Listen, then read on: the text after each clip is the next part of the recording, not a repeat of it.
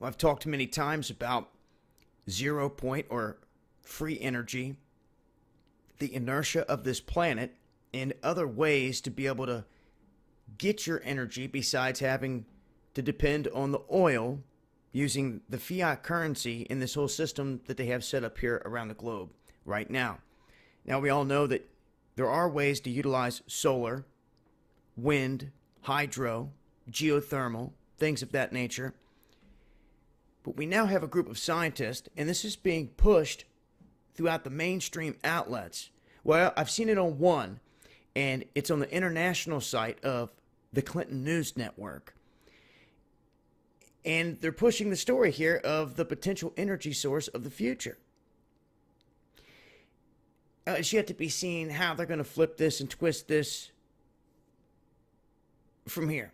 But what I do know is many people have come along before this and have been thrown in jail, have had their projects taken from them, never to be heard of again, swept under the rug because of the control factor here on this planet, and how they're using the oil. And like I said, your fiat currency from these central banks that just keep printing this stuff that's worthless, completely worthless, not even backed by gold anymore.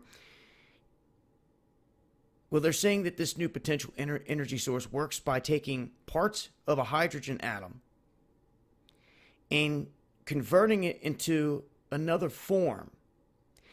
And they say that they believe that this is showing that it's transferring to the characteristics of dark matter and dark energy.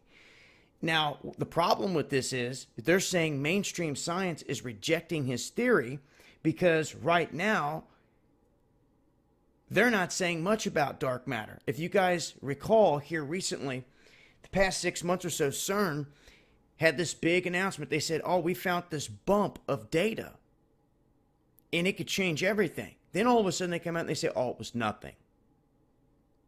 It was nothing. And they complete silence about it after hinting all this time that this was what they were after, this dark matter throughout the universe. Now, they were also talking the months ahead of this about some crazy things. They were coming out stating that they could be potentially poking a hole into the fabric of space-time or collapsing in another dimension into ours. Put out full articles on this stuff, talking about the possibilities. So that shows you right there exactly what CERN can do when they make those statements. It's not just about atom smashing. It's a whole lot more than that. But what's interesting about this new little project, they're calling it SunCell. And they're saying that it's basically like a little mini sun in a device about the size of a coffee can that can just put out just massive amounts of power. It's very lightweight. They say it can replace all power sources globally. And, my first thought is, if this is true, then this guy's going to get sniped. But he's got a whole team with him. And he's got like 50 renowned scientists backing him. Some that are paid and a part of it, some that are not. Some that were skeptical out the gate, that looked into it and kept digging and digging and digging. And lo and behold, they were like, uh-oh, I think he has something. And the only reason mainstream science is not saying that it's legitimate at this point is because they're covering up information. And if they admit this, then they're admitting to something much bigger, something that they just basically tried to sweep under the rug here recently. We know they keep us in the dark. We know they lied to us. We know there's a lot of crazy things going on with CERN and in all these other places we've seen, even here in the United States, these underground laboratories. We've talked about Montauk. We've talked about up there off of Long Island. We've talked about in Illinois. Underground, the facilities, the other rings that they have doing the same thing. And that's atom smashing. What they're doing here is they're basically separating off this electron from the hydrogen atom, and he keeps referencing dark matter. What I find interesting is that this outlet was pushing it as if there's really something there. And it seems like they got a lot of substance behind it too, because nowhere in here do you see anyone saying, all right, it's just a light show. Although CNN tries to say that right out the gate. Is it just a flash with no substance, basically, is what they state? But every single person that's been reviewing the data is like, well, dude, this thing's putting out massive amounts of energy. Regardless, it's putting out massive amounts of energy. And everything that they're looking into on how it's happening is checking out. So I thought it was pretty interesting here. Wanted to share it with you guys, get your take on it. If it checks out to be legitimate, this really could change things. But once again, with everything that I've seen thus far and what they do to people, and I'm not going to rule it out. We know that it exists out there. It's just being able to punch through the veil and be able to get out there. And anything anyone does, the bigger corporations want to come along and try to capitalize on it, on everything, no matter what it is, and take over the game and try to tax it or whatever. But the deregulation of the power grid here within the past few years, past 5 years or so, that was a sign that things were changing, because it was bottled up by only a couple big corporations. And when they deregulated the energy power, I'm telling you what, a lot of people behind the scenes have gotten rich off this across the country, and righteously, because what they've done is they've been able to go out working for some of these subgroups, and what they do is they buy a chunk of power, a block of power now. They're allowed to, at a decent price. They can get that chunk of power, and they have it now. They own that chunk. They can go to other businesses and they can be like, look, you're paying this much through, say, Duke Energy or whoever else.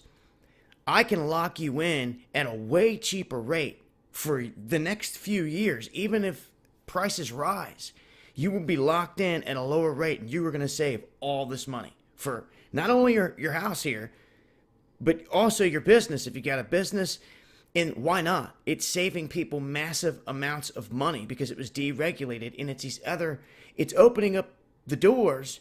They're just not talking about it out there, teaching you about it. You see?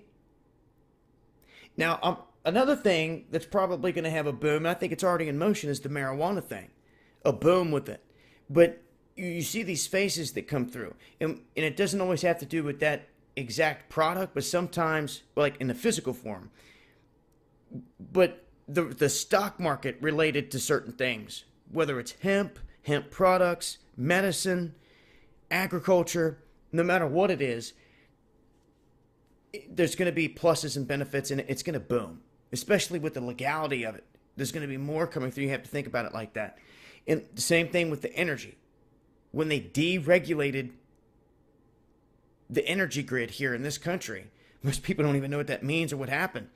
But what they did is they said, look, the big dogs can no longer sit here and make up numbers and milk all of you. We're going to break it down to where competitors can come in, make this fair, and offer competitive prices. And that's what they're doing.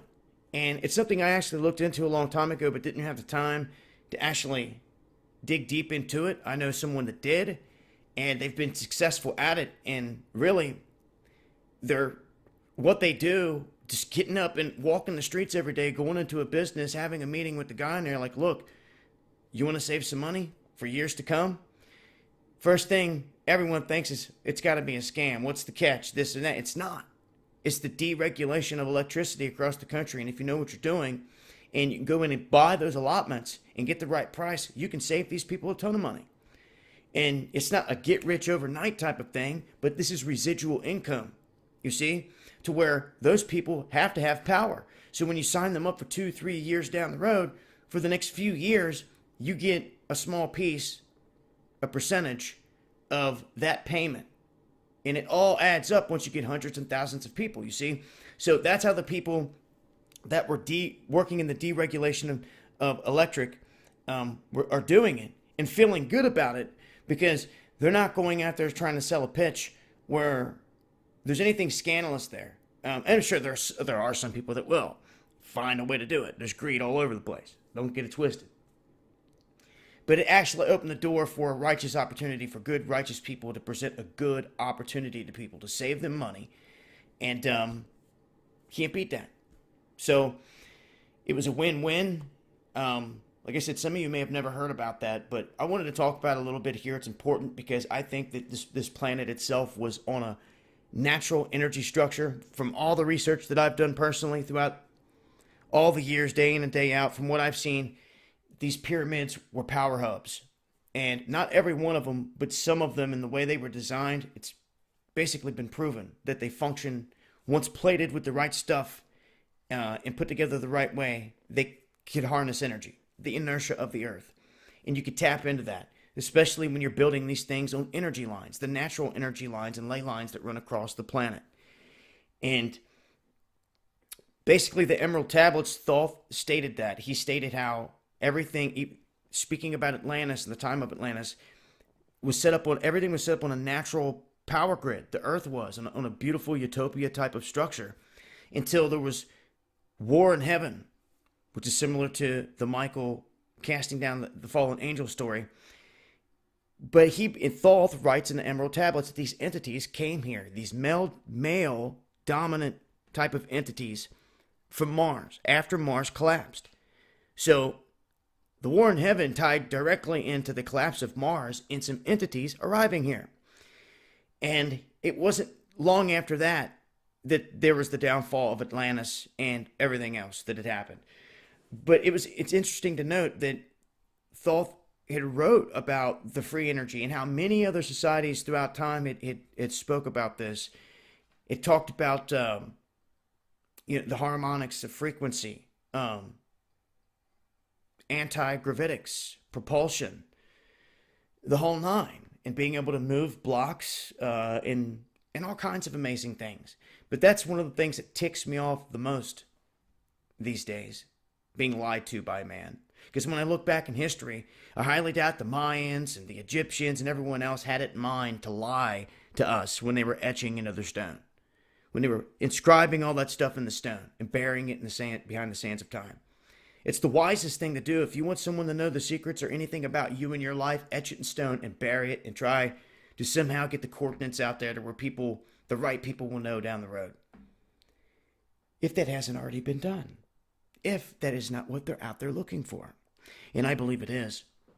I believe it's all these wars are for, traveling the globe into these countries, digging for ancient technology.